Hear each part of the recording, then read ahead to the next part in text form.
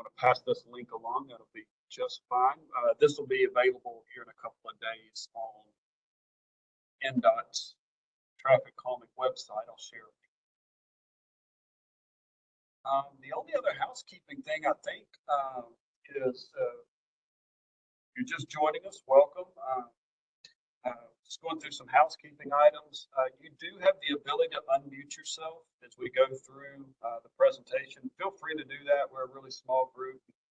That's the way we like it, so that you can feel comfortable doing that, speaking out, and give us any comments or questions as we go. You can also use the chat box. I'll try to keep that open on my end. If you'd rather type those items, that would be fine too. We'll keep this as efficient as possible. It's a really pretty evening out there, so I don't want to keep you any longer than we have to. But three main things we want to cover here. One is just a little bit of an overview on the traffic calming program and how Flora Maxwell got inducted into it. Secondly, we'll look at the actual plan, the very preliminary concepts that we've put together for your street. And then lastly, before we go, give you some idea about where we're going, what you can expect from us, some of the next steps that we'll be undertaking. So, again, appreciate you joining us as we go through this project. First of all, traffic calming, you're probably familiar with it. The more we do these projects, the more people have gotten accustomed to what we do and what we offer. But we are a residential street program. We focus on areas where we know speeding is occurring and is not only a safety issue, but just a quality of life issue. So that for us really means we focus on residential streets where people live and try to go about their day-to-day lives. We do focus on physical solutions. We have a couple of tools in our toolbox that are more about education and that kind of thing, but we have found that nothing slows traffic down quite as effectively as putting something in the street, having people drive around it or drive over it. And that tends to work really well. And we do focus on speed reduction, and that seems obvious, but sometimes people will engage the program hoping that we can make the traffic go somewhere else. And we don't try to do that. I'm not going to say that doesn't occur in some of our projects, but try not to push traffic on another street as much as just slow it down, get people to drive more responsibly in your neighborhood. We are aware that the engineering part, that E that we are involved with as we make changes within the right of way, is not the only component to this. There's a huge education component, as I talked about, just making sure people are aware of the laws and of the conditions that are out there. And then enforcement is one that comes up all the time, and people say, well, can't we just get police department out there and write some more tickets? And we agree that would be great, but we also know that their plates are pretty full. They're out there doing incredibly important work on our behalf, and they don't often have the time to dedicate just to traffic enforcement. So we're great partners with the police. They know what we do. They appreciate the service that NDOT provides in this way, and I think that partnership is really strong here in the world of traffic calming. One of the statistics we like to point to as a reason why we do this in the first place is if you live on a street where speed is pervasive, you already get it probably, but we like to show the statistic about the instance of pedestrian and vehicle collisions and the unfortunate occurrence of those. We know that if traffic is doing the speed limit at 25 miles an hour, a person has a much better chance of surviving that crash than if traffic is going much faster. So that, among other reasons, is part of the reason why we spend so much time focused on. And it is a very popular program. As of this last application period that you all are a part of, we're still pushing 500 requests for streets just like yours. And we point that out just to say you're not alone out there. Unfortunately, there's a lot of people who are kind of grappling with some pretty irresponsible behavior. We just to put that into perspective, we are typically funded in most years to do about 50 projects a year in 2 different application windows. This past year, we're wrapping up our biggest cohort ever, where we did 85 projects. That was thanks to some surplus funding that Councilman Nash here and others saw to send to the traffic calming program, just because of such a demand that's out there in this area. We always like to plug Hub Nashville. That's a clearinghouse, if you're not familiar with it, for all things metro government. I used it this morning. Someone knocked down the fire hydrant in my front yard. So it's not just NDOT, it's all kinds of departments are there. So if you have issues like, things that we don't provide, like, sidewalks, or stop signs that may be knocked down, those types of things, those are all very valid requests. We just don't handle them in the traffic calming program. So Hub Nashville is the best place for you to go and start that request. It's tracked. They get that to the people that it needs to go to. A little bit about your street in particular and how it got introduced into the program. This is a chart showing the makeup of our projects. Obviously, with 500 requests for service, we can't get to all of those, at least not very quickly. And so we prioritize them. And these are the criteria that we use to prioritize those. So about 70% of the score comes from data that you would probably expect.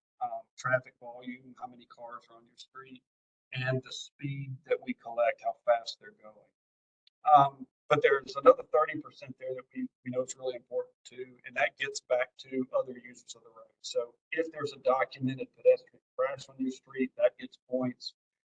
If there are what we call non-driver accommodations, things like sidewalks and bikeways, if you don't have those, like Flora Maxwell does not, that tends to boost your score as well. Just because the philosophy is traffic may be going fast, but at least people with sidewalks have somewhere to walk, so that drops their score. And then trip destinations.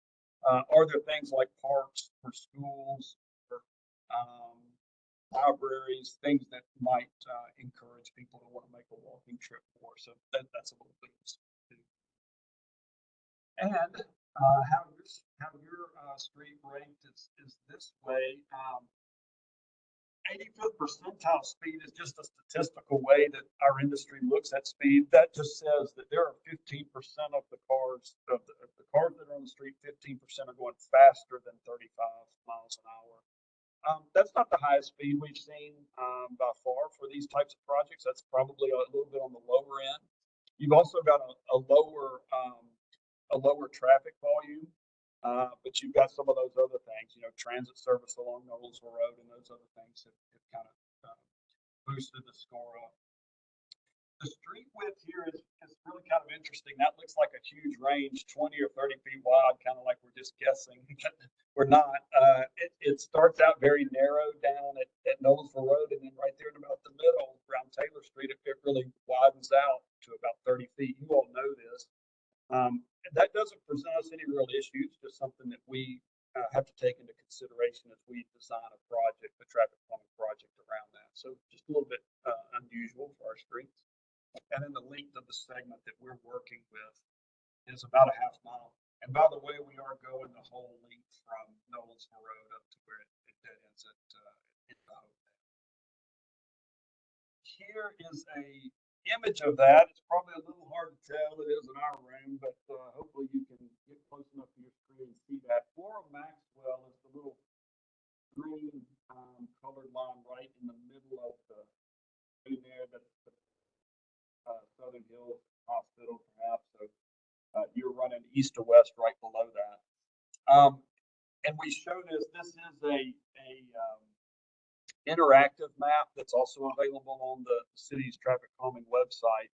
And you see a lot of other colors on there. I just want to point out a couple of those. Hopedale is the vertical yellow line running north-south at the end of Flora Maxwell. It's yellow because the vote is happening right now. You all may be aware that was selected at a previous round of traffic calming. So I think their vote ends toward the end of this week, something like that. It's coming up. So we'll know very soon if there's going to be traffic calming on Hopedale. So that's the yellow line. And then you see some purple lines coming off. It looks like one may be on Taylor, I think. Anyway, those purple or pink lines just indicate that there is an application in on those streets. They've not been selected. We're not actively working on them, but there is an application, and that just means that those folks wouldn't need to submit another application if they're interested. As I said, this is interactive, so if I could take this one is just a screenshot, but if we could take this and pan this around, you would see some other colors. And the other one I would point out is there are some blue dashed lines on the map. In fact, you may see one here over on the far right-hand side. Those indicate that there is a traffic calming project that has already been implemented. And we point that out to people. You all live close enough to some of those over off of Haywood Lane, I guess, and are probably familiar with them. But if you're not, those just show you some locations where you can go drive over speed cushions, experience those. A little bit about some of the tools that we have in our program. As I've been mentioning, speed cushions is really the bread and butter of what we do. This is what a lot of people think about when they engage the traffic calming program, and for good reason. It's a lot of what we do. When I show you your plan, it's going to be a speed cushion based plan, as are probably 98% of them that we're doing right now. These are recycled rubber. It's a very high density rubber that is bolted onto the street. You don't have to tear up any asphalt or anything. It's just a few bolt holes that go down in it. They're only about 3 inches tall, and they're always 6 feet wide. That's across the width of the lane there. We can vary the length of them based on the level of traffic calming we're trying to achieve, but they're always 6 feet wide. And the reason they have those gaps and they come in 6 foot wide sections, mostly for emergency service response. Most traffic we want to slow down. There are some vehicles out there, ambulances and fire trucks and so forth, that we don't want to have quite as much of an impact on it. So this gives those larger wheelbase vehicles an opportunity to come closer to straddling them. They can't do that all the way, but anyway, it is a lesser impact on those. So we really have gravitated toward the speed cushions. We really like the performance. We like the consistency. This is what's being used in neighborhoods all over Nashville, and so people are getting used to them, and we like that there's that consistency. In mentioning the length of them, you see we can get a short cushion that's 7 feet long, or we can get a long cushion that's 14 feet long. But for most applications, and this would probably be one, we're really settling into that middle 10.5 foot length. That's really our go-to. That's the standard length. In really urban areas, we might go to a 7 foot, or really more rural areas, we would use a longer one. But we're finding that most neighborhoods in Nashville, that 10.5 foot length is a good, kind of the suburban type of land use that we have in a lot of places.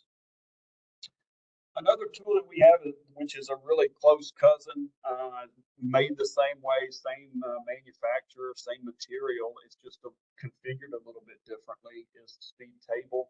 We don't use these nearly as often because of that emergency response characteristic. But anyway, we do have, you might see these in parks and some things like that, where some of those considerations aren't as big. We do have some before and after data. I always caution people, it can really depend on the street to begin with. We're seeing that on average, we're seeing about a 9 to 12 mile an hour speed difference before and after cushions go in. So that's good. We're very pleased with that. Most people don't need this data. You just drive down the street, you can understand how and why traffic is going slower. And that's the main things. Another tool that we have is, again, kind of in that educational realm, is our feedback signs. Again, you've probably seen some of these in some places around. Does what it says it does. It gives you some feedback as you drive past it. It's using a radar, and it broadcasts your speed and displays that for you. Again, we have some before and after data. They seem to work really well at the beginning. The jury is still out a little bit about how long-lived that effectiveness is. Some people, they've had them in their neighborhood now for a couple of years and they love them and they swear by them and say it absolutely works. Other people say that's not so much. I kind of gotten used to it and it's doesn't really have the same impact as it used to. But anyway, it's a good tool, especially when we can't use something like a speed cushion, and that can happen if the traffic volume is too high, or if we have really big hills or really sharp curves. So there are some things that would prevent us from using a different tool. So this can fill that gap.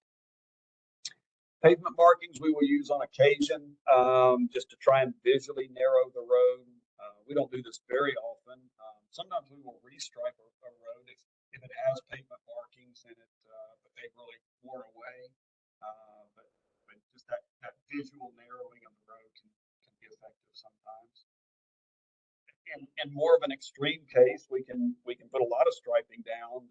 Usually at intersections, we call them bulb outs, and it has a couple of different purposes. But one of the main ones from a speeding standpoint is to again just narrow the road, make that turn from the side street onto the main street sharper.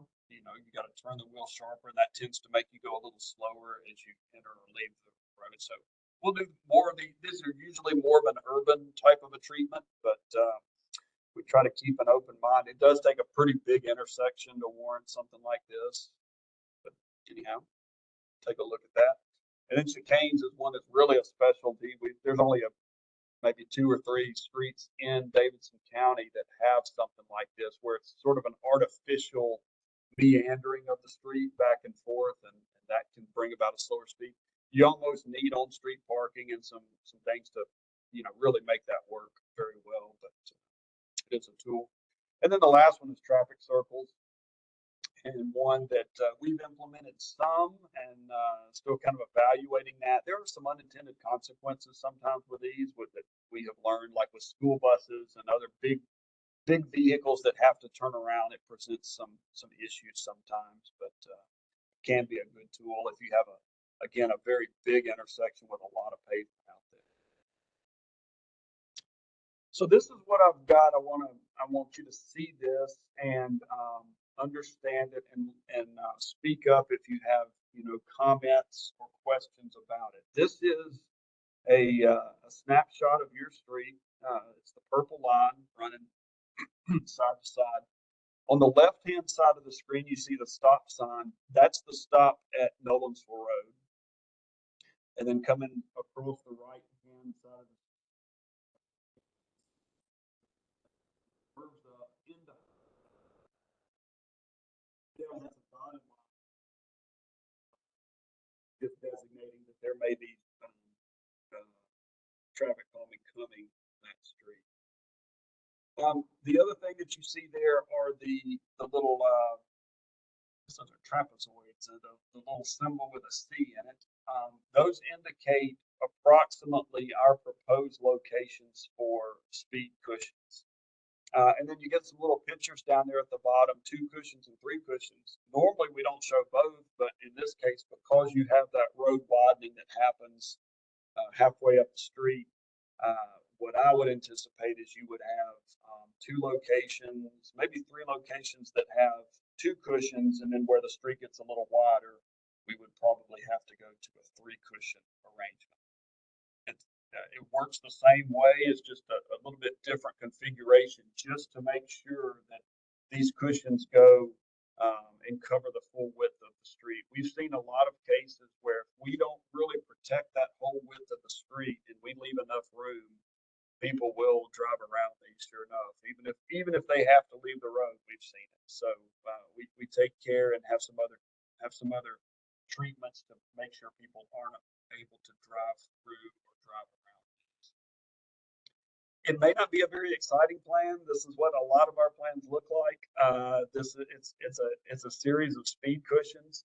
I will say that let me tell you how we come up with 4 instead of 2 or 6 or some other number. What we do is we take the length of the project In this case, as I mentioned, it was about a half mile. It's about just under 2,300 feet.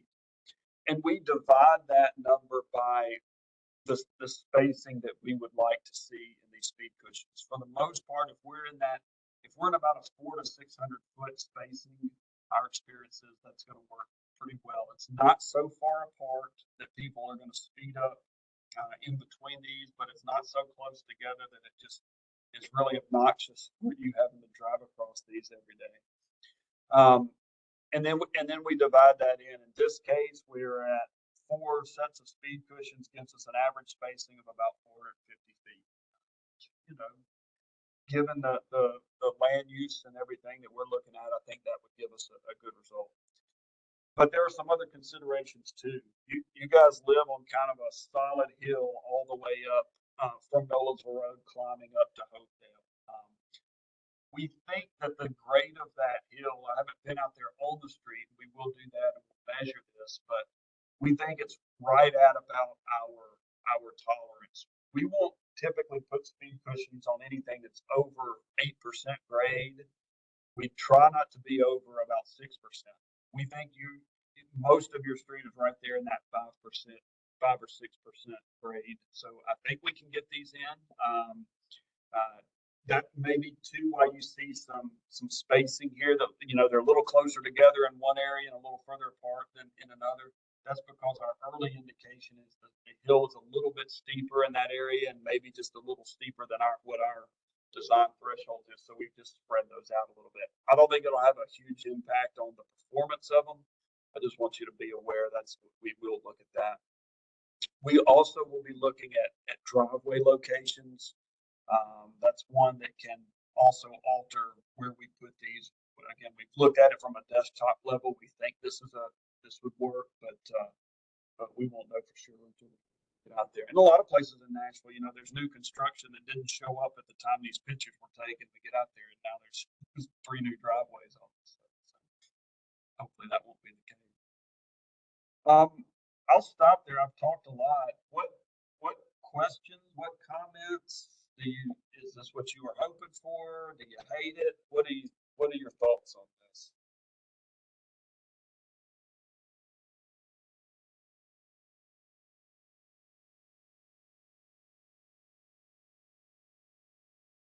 Got a question here just came in. When these will be installed? We will. I'll go through that here in just a second. Got a couple more slides about what those next steps are. It's a good question. Can I take that to mean that meets your expectation? what you thought a traffic calming project might look like? All right, very good. We'll be thinking about it. I mean, the short answer is it's 4 sets of speed cushions along the street. That's not rocket science, but give that some thought. I'll be glad to come back to this slide and we can talk about it if you think of a question or have any concerns about that. Let me answer that question about time frame. So we're here tonight at the neighborhood meeting. That's the red circle there. This little chart is probably overly complicated. It's really not that complex. What we'll do after tonight, if there's consensus on what we're proposing, is we'll go into more of a detailed design process. We'll come out, we'll walk the street, make a few more measurements, and put together a true set of design plans. You'll get a lot more detail than what you just saw. So in the design plans, you'd be able to see exactly where we're proposing the speed cushions and how we would configure them and all that if you're interested. We do make that available. We'll put it on the website. And then we will typically from that point go to a ballot process. I'll talk more about that. But as part of the ballot, you will have a link to view those plans on the website. You can zoom in. You can spend as much time as you want to with them. After the ballot, that's a 6-week process, and if it passes at the end, it moves into the construction queue. This gets to the heart of the question about time frame. The design won't take very long, and the ballot, as I mentioned, is 6 weeks. The construction part right now, It's about a year. It may be less than that. It may be substantially less than that. We, after the ballot, we kind of fall out of this process and we are not as involved. However, we, and by we, I'm a consultant working for NDOT. At that point, NDOT staff continues on into the getting it into the contractor's queue. They've been making really great strides, it seems. They brought on another contracting crew, at least one more, and so they seem to be cutting into that 10-month, year-long time frame. I hope that will continue, and so you may see something much quicker than that, but I'm going to tell you, you're probably at least looking at about 10 months. And I don't want you to think by July 4th, you'll be out there enjoying speed cushions. That's not going to happen. So, but hopefully it will be quicker than this time next year for sure. Maybe by the end of the year. So sorry, I don't have a better, more definitive answer than that, but that's about what we're looking at. One other thing while we're on this slide that I'll point out, I don't think we'll need this. It doesn't sound like it, but if after the design we needed to get back together and talk through, we can do that.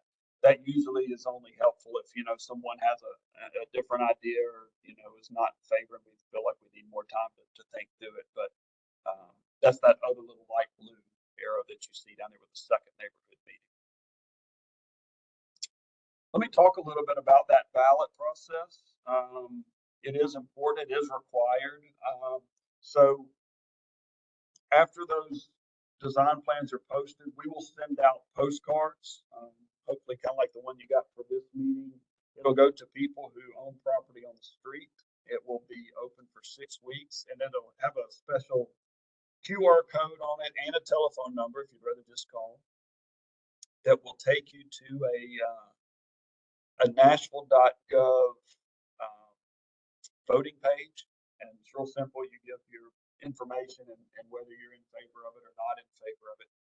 If after 6 weeks, and we close that vote, if 2/3 of the people have voted for it, the project will move forward. So the ballot results are on NDOT's webpage. I'll just tell you, most of them pass, some do not, but the vast majority of them, when they get to this stage, do pass. But you do have to vote for that. Here's a little snapshot showing you who the eligible voters on this project would be. I think there's about 50 of them. And so we'll send those postcards to every property owner. If you're a renter or your neighbor's a renter, they won't get one unless the owner of the property forwards it to them. But we'll ballot every property owner from Nolensville Road up to Hopedale, with a couple of exceptions. It looks like there's some, I believe there's some commercial properties, maybe the gas station or something right down there at the intersection of Nolensville. We don't ballot commercial properties, but everybody else should get those.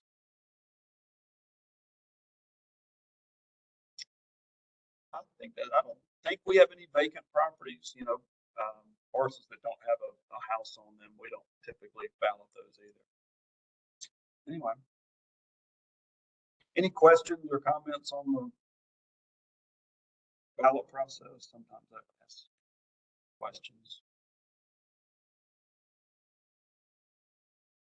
If after tonight you do think of things or want to revisit something, feel free to reach out to either of these email addresses. I'm Jeff. I'm the one in green below. You can also get in touch with the NDOT city staff at NDOT TrafficCalming.Nashville.gov.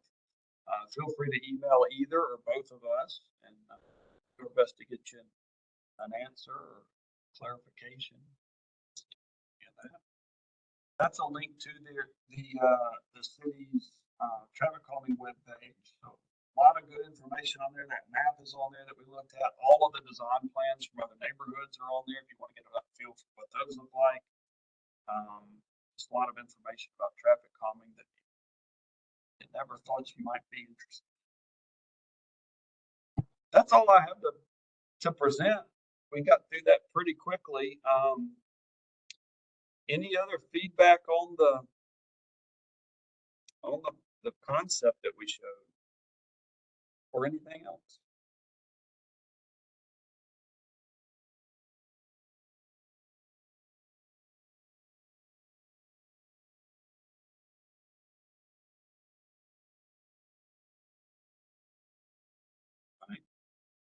All right, question in the room. Go ahead. This is Councilman Nash, and I just wanted to thank the two of you for coming out. Wish we could have more, but how good projects start out with just a couple of good people being in support. Make sure your neighbors are aware as we get close to the voting on it, and hopefully we can make this happen. Yeah, that's a really good point. And again, this meeting itself will be available in a link on that website here in a few days. So if you did have neighbors that weren't aware of the meeting or weren't able to attend, feel free to forward them that link. And that's absolutely right. As this moves into balloting, however you want to ballot, be sure you all are talking. That's one of the great things we think about this program is hopefully it gets neighbors talking. And so do that, communicate, and get those ballots in. With that, we'll wrap this up. Thank you all again for your time and for attendance and for your interest in this project. And feel free to reach out if there's anything else we can help you with in the meantime. Thanks, and have a good evening.